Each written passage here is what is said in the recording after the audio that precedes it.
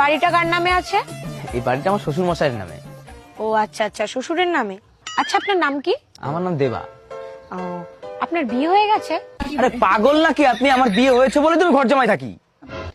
আচ্ছা, আপনার বউ কি করে? আমার বউ স্কুল মাস্টারে জব করে আর আমি সংসার দেখি। আপনার বউর বিয়ে হয়ে গেছে?